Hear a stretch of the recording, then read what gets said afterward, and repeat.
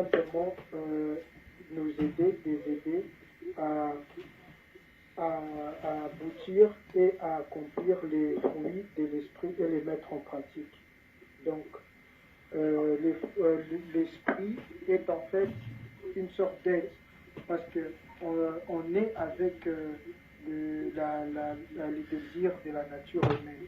Et pour s'emparer de cela, ça sera que l'esprit.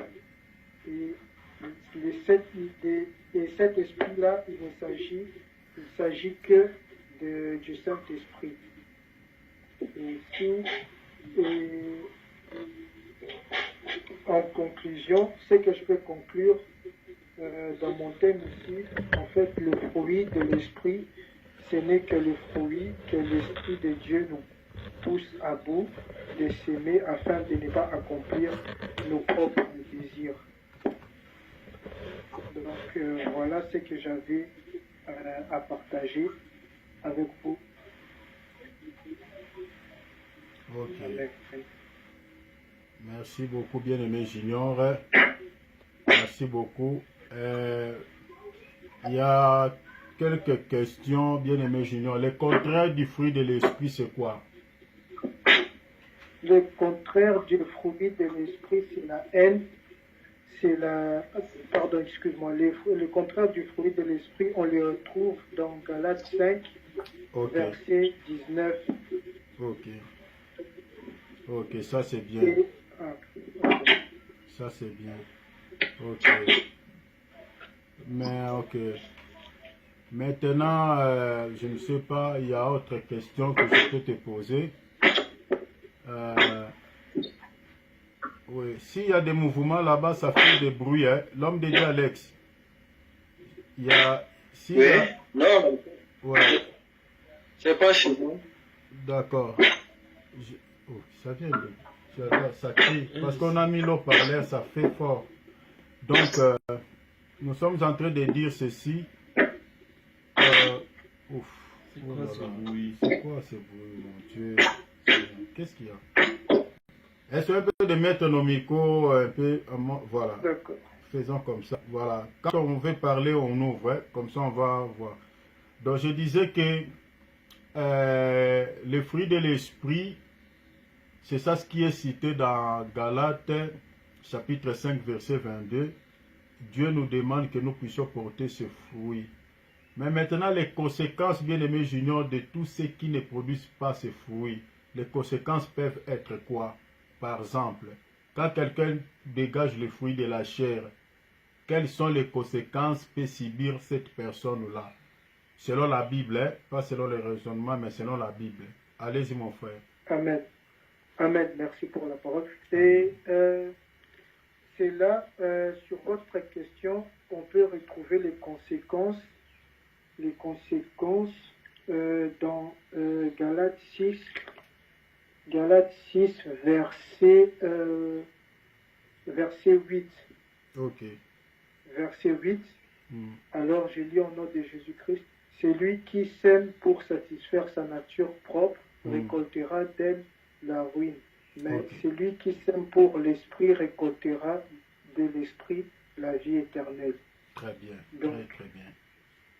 Donc, pour répondre à votre question, celui qui sème en fait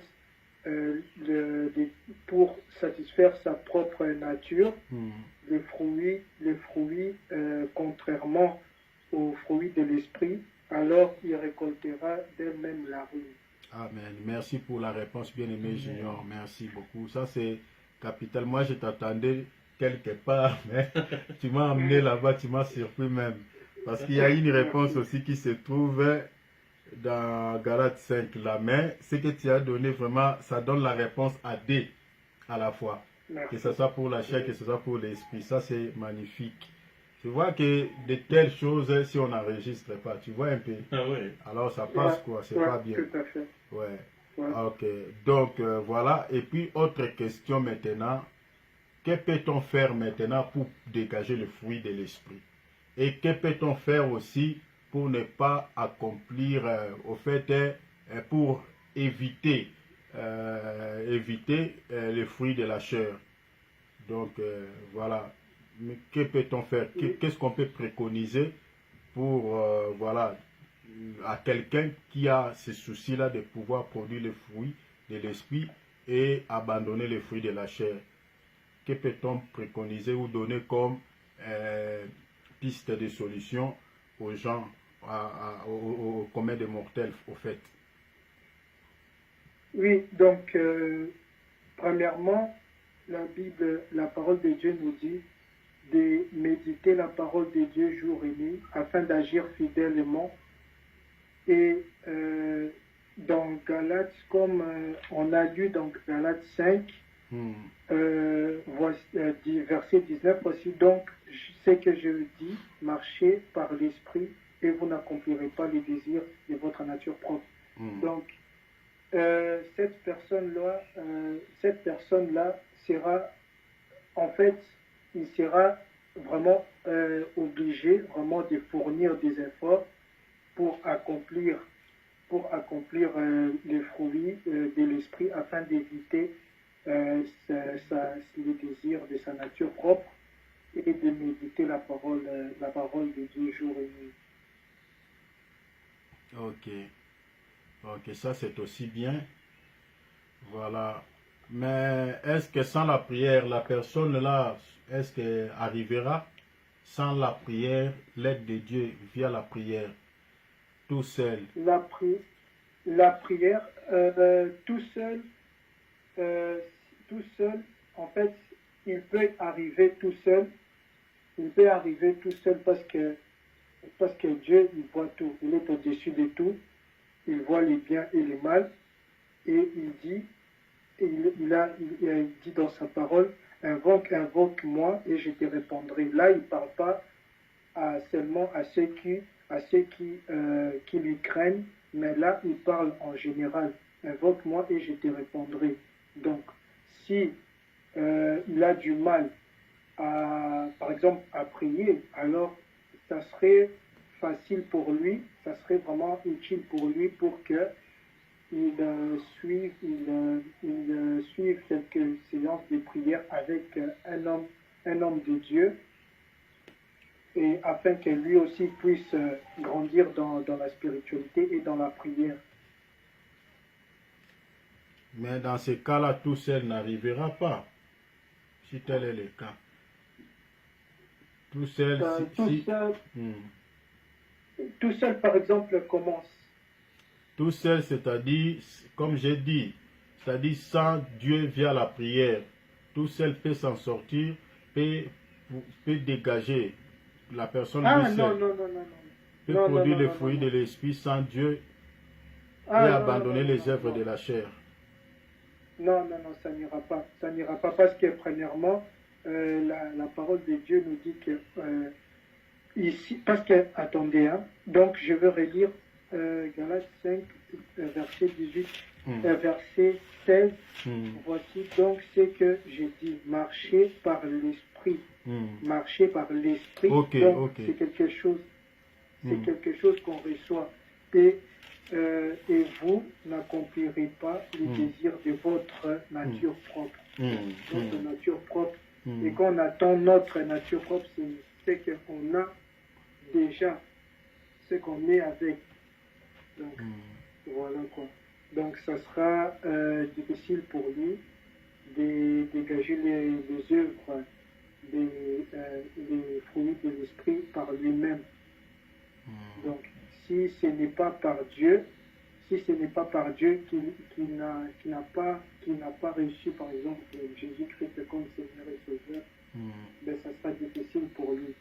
Comme dans Galates 5, 24 et 25 nous dit, ceux qui appartiennent à Jésus-Christ ont crucifié leur nature propre avec ses passions et ses désirs. Si nous vivons par l'Esprit, laissons-nous aussi conduire par l'Esprit. Amen, amen, amen.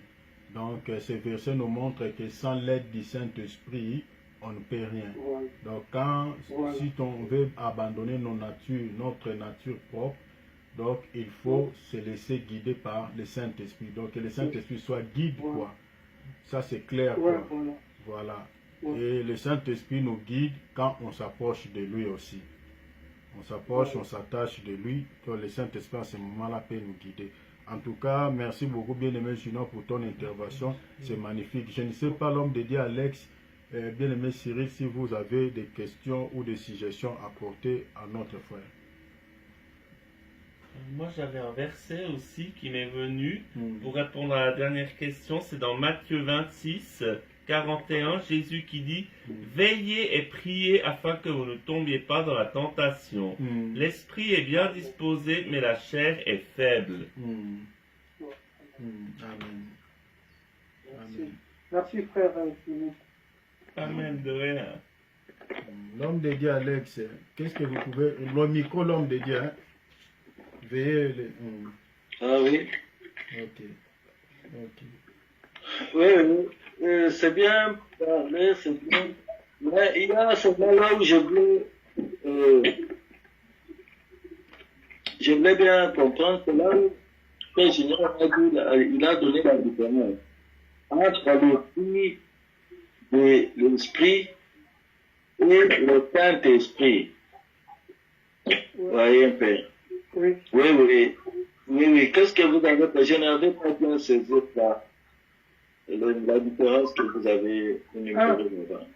Ouais, la différence entre l'esprit et les fruits de l'esprit. Les fruits de l'esprit sont des œuvres que l'esprit, en fait, va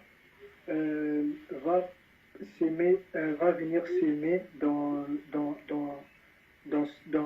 les cœurs de ceux qui auront crucifié leur nature propre, afin qu'ils soient poussés à bout de pratiquer ces œuvres et de plaire à Dieu et de pratiquer la parole établie de Dieu et de s'aimer le fruit de l'esprit. Donc le fruit n'est que des œuvres. Les fruits de l'esprit sont des œuvres qui viennent de Dieu.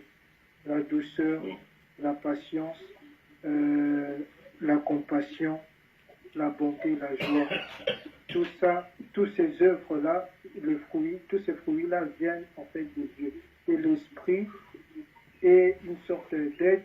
L'esprit est en fait le Saint-Esprit qui est une sorte d'aide qui va nous guider et qui va nous pousser à bout de pratiquer ces œuvres-là et d'abandonner notre nature propre.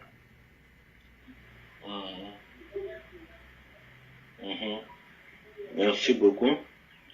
Bon, je pense que beaucoup de questions vont devoir poser plusieurs questions.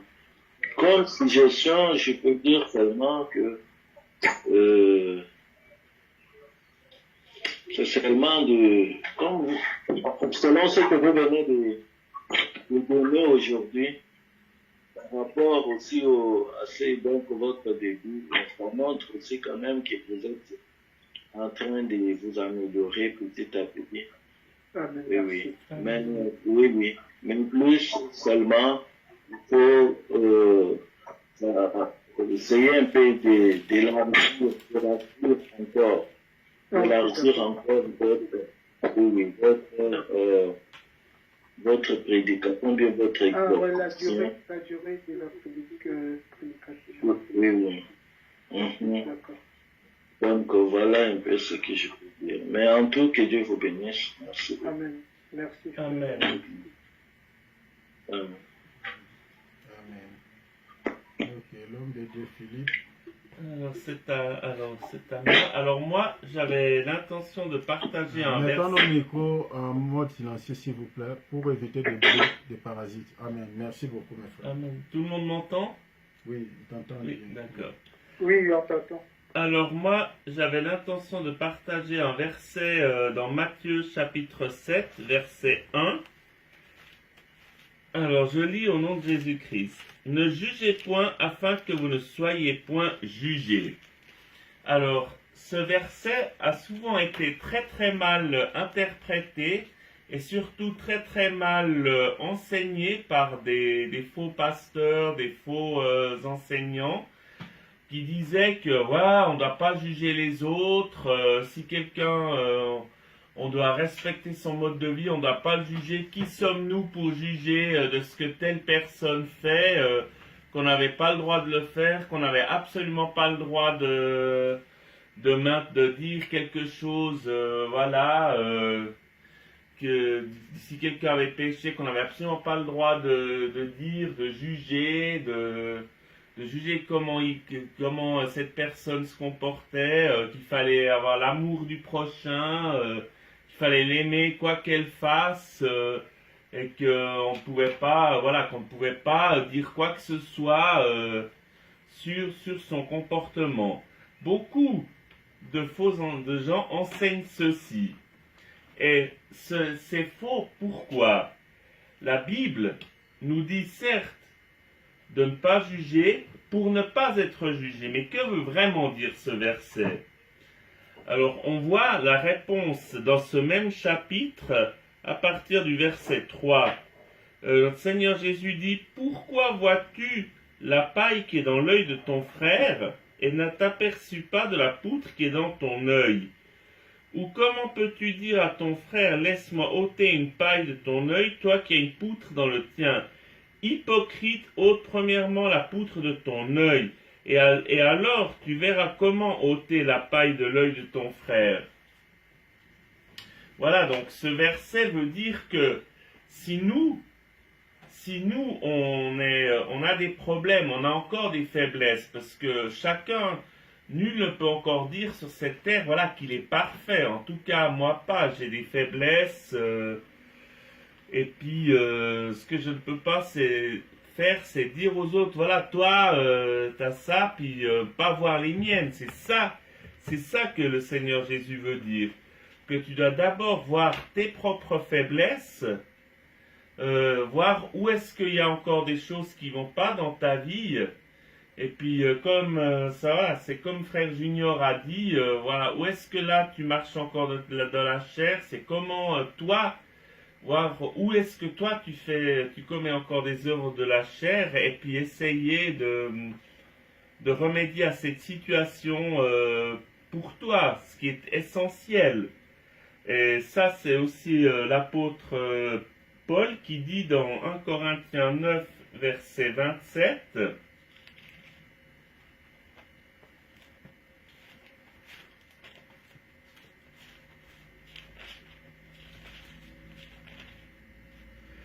alors 1 Corinthiens 9, verset 27. Je lis au nom de Jésus-Christ. Mais je traite durement mon corps et je le tiens assujetti, de peur d'être moi-même désapprouvé après avoir prêché aux autres.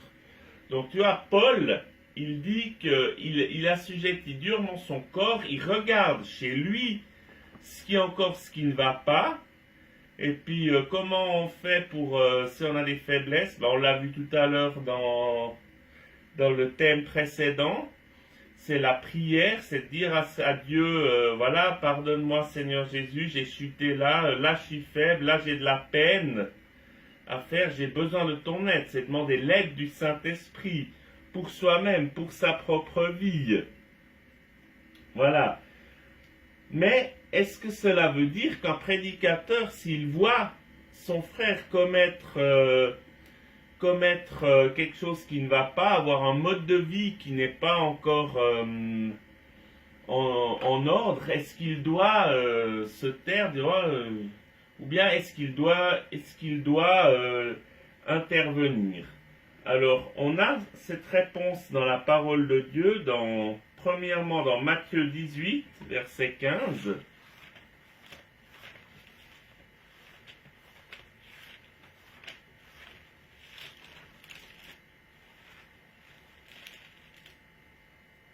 Alors, le Seigneur Jésus nous dit ceci: si ton frère a péché, va et reprends-le entre toi et lui seul. S'il t'écoute, tu as gagné ton frère. Et ensuite, il dit, mais s'il ne t'écoute pas, prends avec toi une ou deux personnes afin que toute l'affaire se règle sur la déclaration de 2 ou 3 témoins.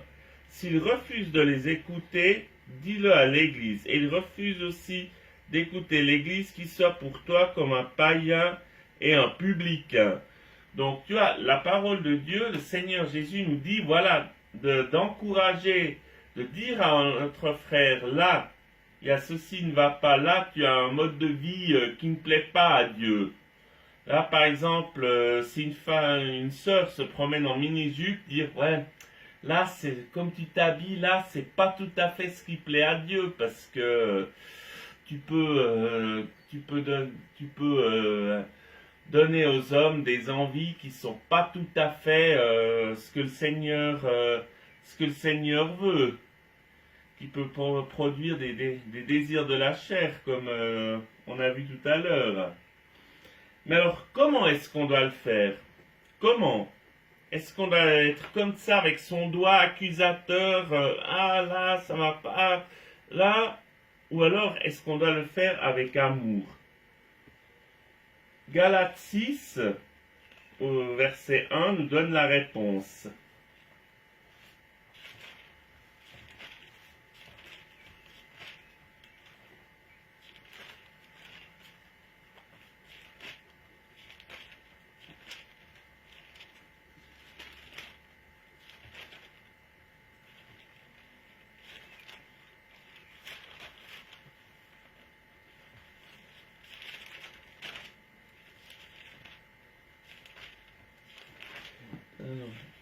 J'ai trouvé. Alors, frères, si un homme vient être surpris en faute, vous qui êtes spirituels, redressez-le avec un esprit de douceur. Voilà, donc il dit clairement avec un esprit de douceur, donc avec amour. Parce que pourquoi avec amour? Parce que Dieu, on a un Dieu qui est amour et on a un Dieu qui est justice. Il ne faut pas ce qui est faux, ce que beaucoup d'hommes de Dieu font. Il y en a qui prennent seulement, dire seulement, voilà, Dieu est amour, quoi que tu fasses, il t'aime tel que tu es, tu peux y aller, voilà, Dieu il te pardonnera de toute façon, il t'aime. Et puis il y en a qui parlent de Dieu uniquement comme le Dieu de justice, en disant, pointer le doigt, attention, à moindre petite erreur, Dieu va se fâcher, il va t'arriver 10 000 misères, etc., etc. Non, Dieu, ça c'est important de le préciser, il est justice et il est amour. Dieu, c'est un Dieu, il est les deux en même temps. Et il faut prendre la justice, c'est-à-dire donc montrer aux frères, voilà que là ça va, voilà là le mode de vie, ça ce genre d'habitude ça ne va pas, et avec amour, parce que Dieu est amour, Dieu nous aime, Dieu il ne veut pas que l'homme, il ne veut pas te braquer pour qu'on soit rejeté, Dieu, pour qu'on le rejette, Dieu il veut au contraire que tu reviennes à lui. Donc pour ça le Seigneur nous dit, Paul il nous dit, voilà, que le Seigneur veut qu'on reprenne un homme, donc on juge quelque chose qui ne va pas, mais avec amour. Et ça c'est vraiment très très important. Parce que Dieu, il est justice et il est amour. Il est les deux. D'ailleurs, Jésus nous dit que si nous confessons nos péchés, Dieu est fidèle et juste pour nous les pardonner. Voilà. Et puis aussi, quand on parle de jugement, je vais ouvrir une parenthèse, je n'avais pas prévu de le faire, mais je vais le faire. Quand on entend des prédications des pasteurs, est-ce qu'on doit juger ce qu'ils disent? Alors, oui, on doit juger, comme les Béréens ont fait, on doit voir si ce qu'ils disent, si la prédication là, elle était conforme à la parole de Dieu. Ça, c'est important. C'est de juger et veiller. Est-ce que ce que ce pasteur dit, est-ce que l'évangile qu'ils nous disent est christocentrique, c'est-à-dire centré sur Jésus-Christ et Jésus-Christ seul? Ou alors est-ce que c'est un de ces faux évangiles comme évangile de prospérité qui dit voilà, par exemple tu donnes la dîme à ton pasteur, il y a 10 fois des billets, autant de billets qui vont sortir du ciel. Est-ce que ceux qui donnent d'enseignement, est-ce que c'est conforme à la Bible? Est-ce que c'est conforme à ce que Jésus-Christ a enseigné? Est-ce que c'est conforme à ce que enseignaient les apôtres? Est-ce que c'est conforme à ce que dit la parole de Dieu? Parce qu'il n'y a pas 36 paroles, il n'y en a qu'une seule. Et c'est la parole de Dieu basée sur Jésus-Christ, fondée sur le Seigneur Jésus-Christ.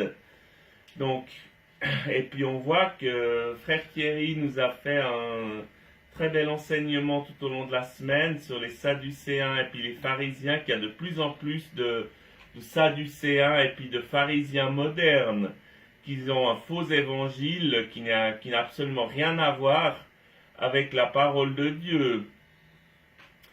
Voilà ce que j'avais à vous dire aujourd'hui. Que le Seigneur Dieu Tout-Puissant vous bénisse. Amen, amen, amen. Voilà. Question l'homme de Dieu, Alex, bien-aimé Junior. Je ne sais pas si vous avez des questions à poser à votre frère. Bon, Oui, allez-y, frère Alex. oui. Ce que frère Philippe venait de lire, ne jugez point, dans Matthieu 7, 1. 1,7, alors c'est ne jugez pas afin de ne pas être jugé. Oui. Bon, à la fin, j'ai suivi votre intervention, c'est là où vous avez conclu par rapport à la question. Parce que si nous regardons dans 1 Corinthiens, chapitre 2, 15, on nous dit que l'homme spirituel, au contraire, juge de tout. Voyez, au contraire, l'homme spirituel juge de tout.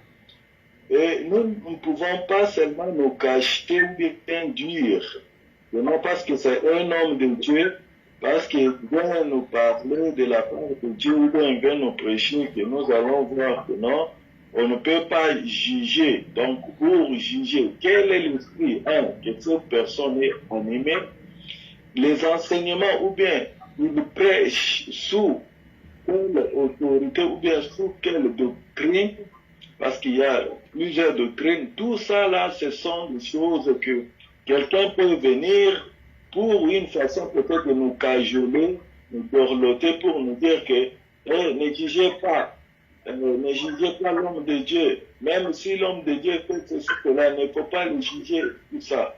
Et ne touchez pas à mes oins. Donc il y a beaucoup de choses que plusieurs personnes, ou bien de faux prophètes, d'autres personnes, de faux prédicateurs, cherchent moyen de fuir ou bien de se cacher. Avec la Bible, ici, peuvent utiliser plusieurs façons, soit de détourner les enfants de Dieu.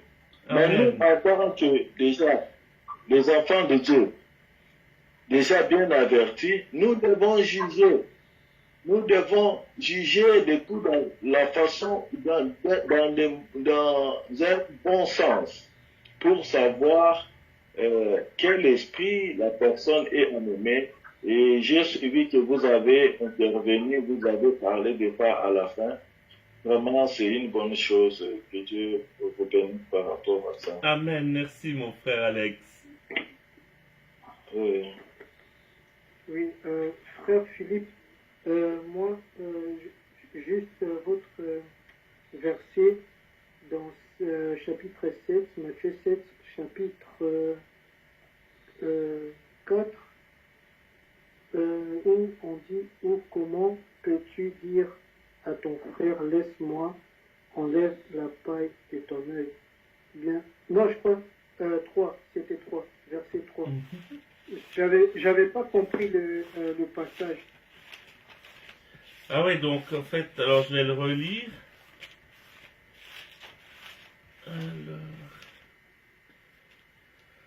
pourquoi vois-tu la paille qui est dans l'œil de ton frère et ne t'aperçus pas de la poutre qui est dans ton œil? Donc ça c'est au verset 3. Oui. Ou comment peux-tu dire à ton frère, laisse-moi ôter une paille de ton œil, toi qui as une poutre dans le tien? Et là Jésus il conclut en disant, hypocrite, ôte premièrement la poutre de ton œil, et alors tu verras comment ôter la paille de l'œil de ton frère. Ok. Donc, si je comprends bien, c'est d'abord faut se regarder d'abord soi-même avant de... Exactement, voilà, c'est le Seigneur, il nous demande vraiment de regarder dans notre vie, voir dans notre propre vie. Donner l'explication que tu avais donnée dans l'enseignement. Voilà ce qui... Parce que tu avais souligné une chose qui était importante. Peut-être le bien-aimé Junior n'avait pas souligné cela. Tu avais dit, c'est-à-dire, tu avais parlé par rapport aux faiblesses que nous avons Voilà. tous. Nous avons tous Voilà, des c'est ça, nous imperfections. avons tous des faiblesses et des imperfections. Voilà. C'est ça l'essence. Et voilà, et Ah, ok. c'est ce que je dis, c'est que le Seigneur Jésus, il veut que nous regardions d'abord à nos faiblesses et que nous mettions nous-mêmes en règle avant d'aller voir la règle, voir ce qui ne va pas chez l'autre. D'ailleurs, c'est ce que l'apôtre Paul il dit dans 1 Corinthiens chapitre 9 verset 27. Il dit, je traite durement mon corps, donc quand il dit traiter durement son corps, c'est pas espèce faire du fitness ou bien quand il a fait quelque chose qu'il n'a pas, se flageller comme il faisait dans l'ancienne alliance. Ça n'a rien à voir avec ça.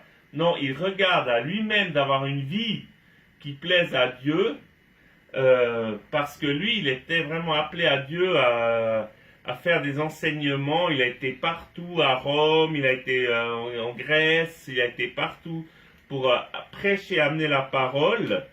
Et puis, il disait, je regarde d'abord à mes propres faiblesses pour pas que ensuite, à la fin, je sois disqualifié après avoir prêché la parole aux autres. Voilà ce qu'il dit.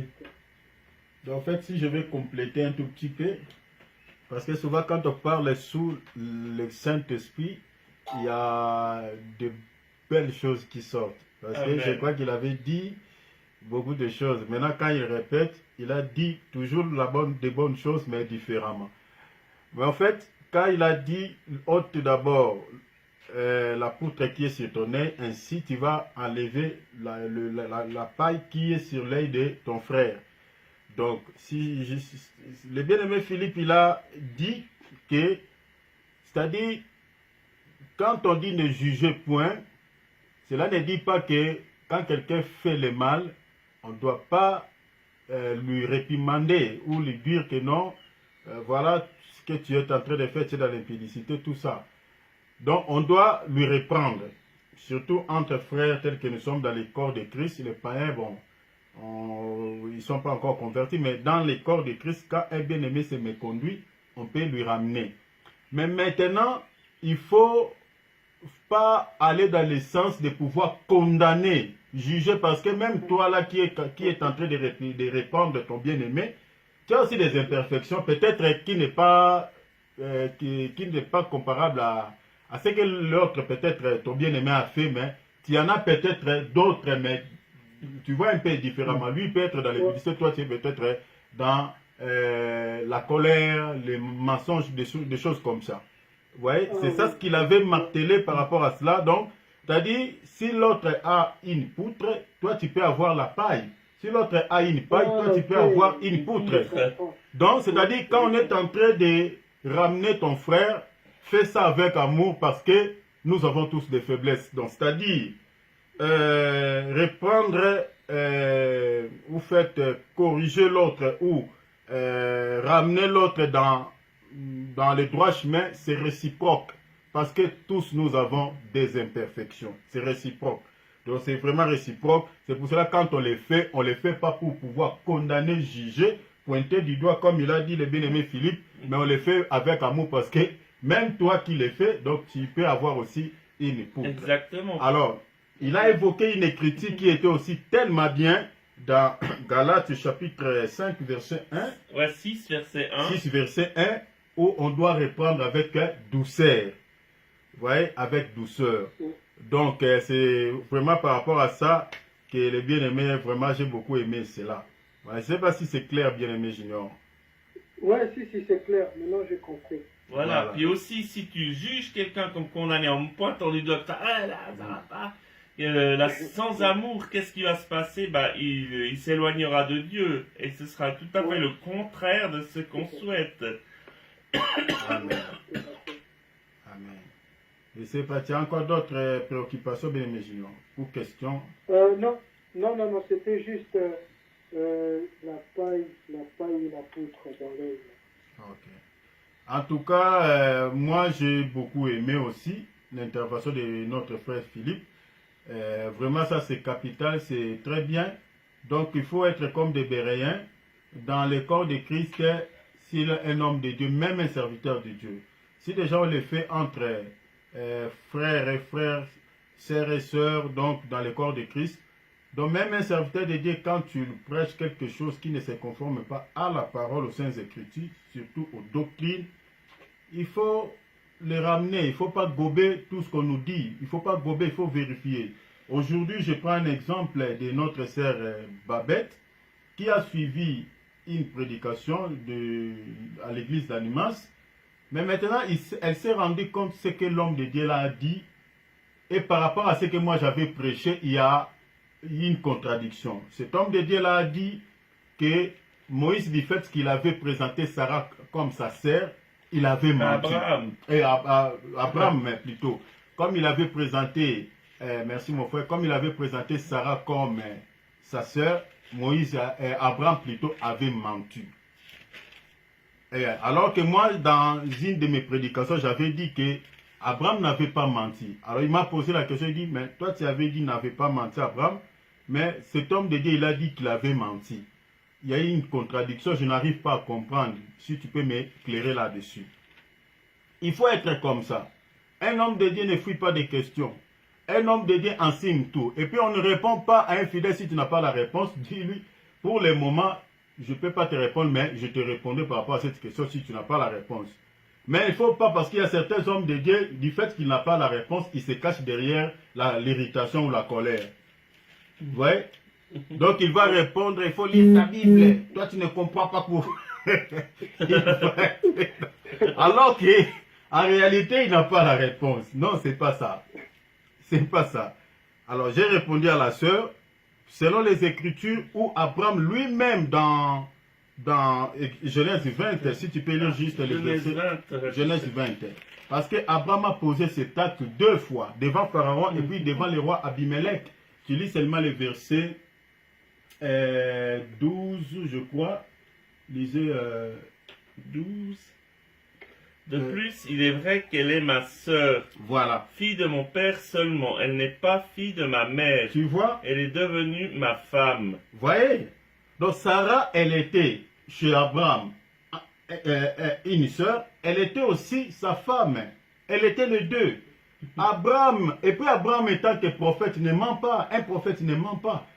Dans les versets précédents, on dit Abraham était un prophète. Nulle part Dieu l'a condamné par rapport à ça, parce que c'est ça ce qu'on avait prêché quand l'apôtre Paul parle sur les dons spirituels. L'apôtre Paul avait fait mention des dons de la sagesse. Abraham avait emprunté les dons de la voie de la sagesse. Toi, tu es devant une fête accomplie. On vient, les bandits sont venus dans ta maison, on cherche quoi? On cherche, par exemple, messieurs, papy. Toi, tu t'appelles papy. Tu le vois avec des armes. Tu es un enfant de Dieu. Tu sais que mentir, c'est un péché. Maintenant, devant ces bandits-là, quelle voie que toi tu vas emprunter? Dire la vérité ou mentir? C'est ça le cas de la situation qu'Abraham avait rencontré. Il était devant une fête accomplie, il n'avait pas le choix, il dit, mais qu'est-ce que je fais? Parce que si je dis que c'est ma femme, on va me tuer. Maintenant, qu'est-ce que je dois faire? Il a emprunté la voie de la sagesse. Donc c'est ça ce que beaucoup des hommes de Dieu, ils ont prêché ça comme ça. Ah, il avait menti, mais rien. Quand Sarah avait menti, est-ce que la Bible n'avait-elle pas parlé de cela? Ah si. Mais oui. Elle a ri, elle a menti. Elle avait menti, la Bible a fait mention.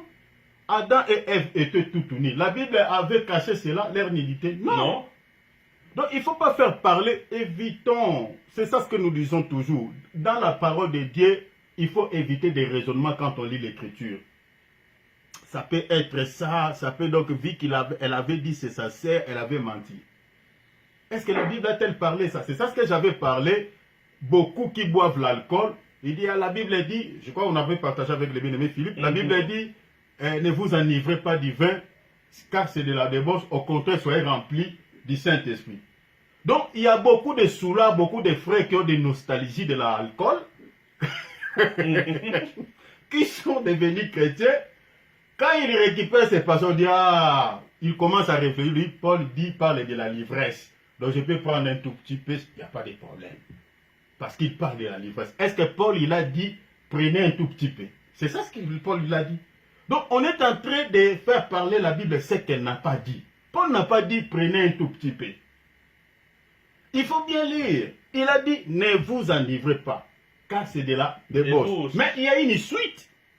C'est la suite là. Soyez au contraire remplis de l'Esprit Soyez Saint. au contraire remplis de l'Esprit Saint. Or, quand on est rempli, on ne boit pas. Même si on prend un exemple pragmatique, si vous remplissez une bouteille d'eau, mais la bouteille est pleine, qu'est-ce que vous allez ajouter de plus? Vous voyez? Alors, ça c'est dans la nature. Maintenant, quand on prend par exemple la femme de Zacharie, du fait qu'elle elle devait avoir la grossesse d'un enfant qui sera consacré à Dieu, là je lui ai dit quoi?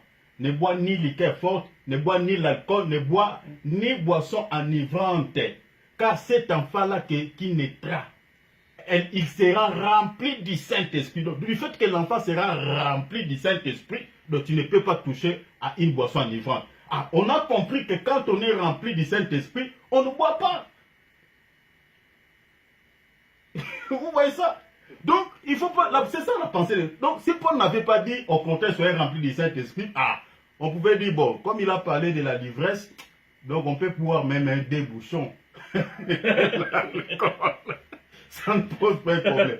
Mais c'est la suite là qui bloque tout. Parce qu'il y a des écritures qui nous montrent noir sur blanc, quand on est rempli du Saint-Esprit, on ne peut pas toucher à l'alcool. Donc c'est ça au fait, c'est comme ça qu'on... Donc on ne peut pas faire parler la Bible ce qu'elle n'a pas dit. C'est pour cela que nous sommes en train de demander aux enfants de Dieu, il faut veiller à ce que vous êtes en train d'écouter. Parce que beaucoup des hommes de Dieu, surtout ceux qui ont fait des théologies, c'est de cette manière qu'ils interprètent la Bible. Ils lisent, ils commencent à raisonner, voilà, ils donnent sa pensée, surtout des intellectuels. Ce sont eux vraiment qui ont créé beaucoup de désordre dans les corps de Christ. Donc il pense que c'est qu'il a le diplôme de licence ou de doctorat. Donc c'est ça ce qui lui fait qu'il est un homme de Dieu. Non, on n'interprète pas la Bible avec la langue, mais on interprète la Bible avec le langage. La Bible c'est le langage de Dieu. Qui dit langage, c'est-à-dire c'est un langage allégorique, c'est caché. Ça c'est très important, c'est vraiment quelque chose d'important que nous devons tous retenir.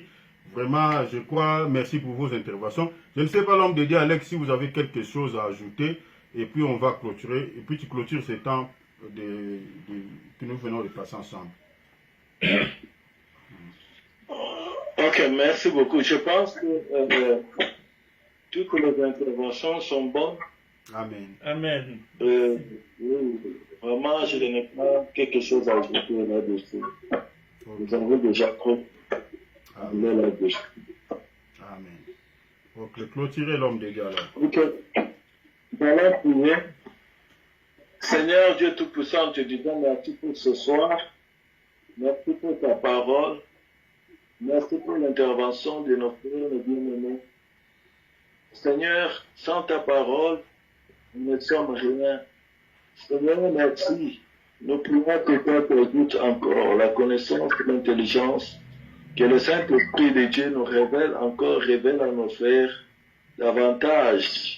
Seigneur, ta parole, dans la profondeur que toi tu nous inspires encore, que nous puissions connaître le mystère caché dans ta parole, Seigneur, afin de nous édifier les uns les autres. Gloire à ton nom. Je bénis mon bien-aimé. Je bénis mon frère. Cyril qui n'était pas avec nous, Seigneur, protège les gardes. Seigneur, protège-nous aussi, que nous puissions passer cette soirée dans ta grâce et ta gloire, et que toi, tu nous visites, même quand nous aurons à dormir, tu nous visites, Seigneur, tu nous parles. Nous te disons merci, et nous commandons encore les prochains pouvoirs entre ta main. Au nom de Jésus-Christ, nous t'avons ainsi prié. Amen. Amen. Amen. Amen. Vraiment, gloire à Dieu. Gloire à Dieu. Amen.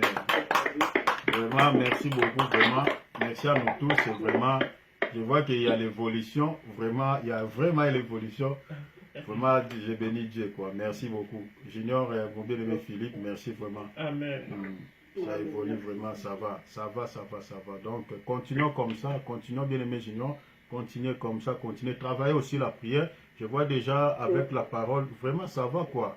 Ça va, tu sais, quand tu es un enfant de Dieu, tu as quelque chose, ça se voit mon frère, ça se voit. Il y a des signes qui ne se trompent pas. Il y a des signes. Moi je pensais, quand tu allais intervenir, ça allait être un peu, mais tu t'interviens bien, donc ça montre que vous avez quelque chose de Dieu. Donc, travaillez tous les deux, travaillez la parole, travaillez la prière. Ce sont ces deux rames-là qui fera ta force dans la foi chrétienne. Et je crois que quand tu arriveras à un certain niveau, mon bien-aimé, tu verras même sur le plan physique, il y a beaucoup de choses qui vont se libérer tout seul, quoi. Ouais. Continuez vraiment, je t'encourage, mon frère Junior, continuez. Merci. Merci beaucoup. À toi aussi, bien-aimé Philippe. Amen. Okay. Merci. L'homme de Dieu Alex, en tout cas, merci beaucoup. À toi aussi. Merci vraiment aussi pour ta disponibilité. Amen. Amen. Amen. Vraiment, très belle soirée à tous. Au nom Amen. de Jésus. Dieu bénisse. Amen. Toute bonne soirée à tous. Bonne soirée à tous. Soyez bénis, frère Junior. Amen. Merci. Soyez bénis. Amen. Soyez Amen, bénis. l'homme de Au Dieu. revoir. À la prochaine. Amen. Amen. À la prochaine. À la prochaine. À la Ciao. prochaine. Ah.